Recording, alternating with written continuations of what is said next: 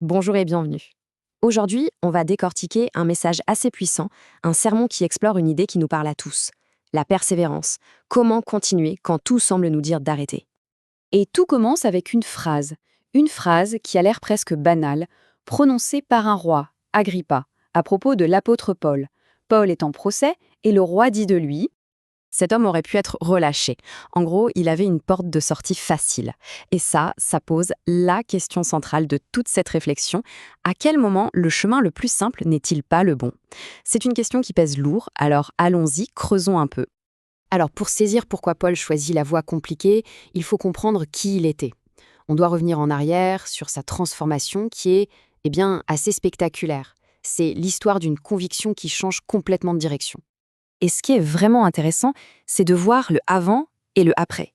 D'un côté, Saul, le persécuteur, une énergie folle mise au service de la destruction. De l'autre, Paul l'apôtre, cette même énergie, mais complètement retournée, réorientée. La force est la même, mais le but a radicalement changé. Et ce changement, il vient d'un moment bien précis. Ce moment, c'est sa fameuse rencontre sur le chemin de Damas. Une voix qui lui demande « Pourquoi me persécutes-tu » C'est le point de bascule. À partir de là, sa mission n'est plus la sienne, elle lui est donnée et elle devient inébranlable. Cette mission, c'est ce que le sermon appelle l'appel. C'est plus qu'une simple idée, c'est une direction, un cap à suivre. Et ce cap est tellement fort qu'il va ignorer absolument tous les signaux de danger sur sa route. Et des avertissements, il y en a eu. On ne parle pas de vagues pressentiments. L'Esprit Saint lui-même lui annonce la prison, les épreuves. Des disciples le supplient de ne pas aller à Jérusalem. Un prophète va même jusqu'à mimer son arrestation avec sa ceinture. C'est on ne peut plus clair. Et pourtant, sa réponse est sans appel. Il est prêt à tout, même à mourir. Donc, quand il fait appel à César, ce qui au final scelle son sort et l'empêche d'être libéré, ce n'est pas une gaffe. Pas du tout. C'est un choix délibéré pour aller au bout de sa mission, qui était de témoigner jusqu'à Rome. Bon, l'histoire de Paul, c'est celle d'un chemin difficile mais choisi. Mais la persévérance, ce n'est pas toujours ça. Parfois, on n'a tout simplement pas le choix. Et c'est là que l'analyse devient encore plus large. Pour explorer cette idée de persévérance subie, on nous propose 3 autres parcours de vie, 3 autres histoires bien connues, celles d'Abraham et Sarah, de Joseph et de Moïse. Prenons Joseph. Lui, il n'a rien demandé.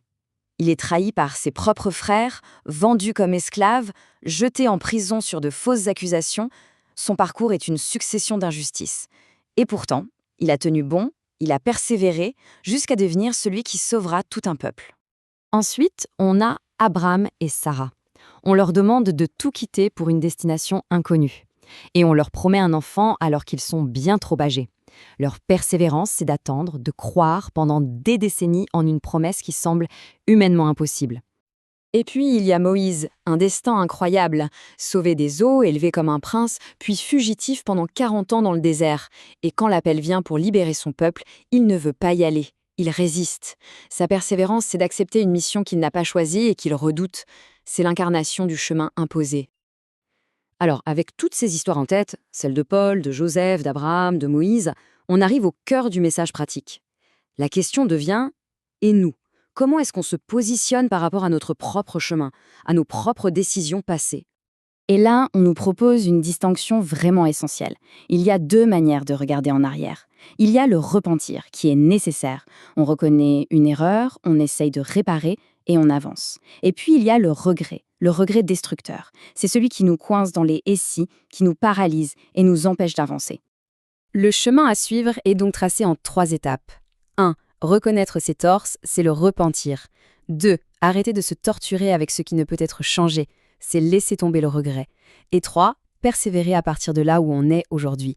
C'est ça, la foi. Le point de départ, ce n'est pas hier, c'est maintenant. Et pour appuyer cette idée de nouveau départ, il y a cette phrase très forte, « Si quelqu'un est en Christ, il est une nouvelle créature ». L'idée, c'est que le passé est passé. Le présent est une page blanche, une nouvelle réalité à partir de laquelle on peut construire. Pour boucler la boucle, le sermon se termine sur une image, une métaphore qui résume absolument tout, celle de la course. La vie n'est pas une promenade au hasard, une errance sans but. Non, c'est une course. Une course qui nous est proposée avec un parcours et une ligne d'arrivée. Et l'idée, c'est de courir avec persévérance, les yeux fixés sur l'objectif. Et pour bien courir, que faut-il faire? Eh bien, il faut se débarrasser de tout ce qui alourdit. Rejeter les fardeaux, le regret, le péché qui nous ralentit, c'est un effort actif pour voyager léger. Et bien sûr, il faut continuer à courir sans jamais perdre de vue la ligne d'arrivée. Finalement, tout ça nous laisse avec une dernière question, une question à méditer. Qu'est-ce que ça signifie, au fond, achever sa course? Peut-être que le succès, ce n'est pas d'avoir eu un parcours facile, sans obstacles. Peut-être que le vrai succès, c'est simplement d'être allé au bout de son propre chemin, celui qui nous était destiné.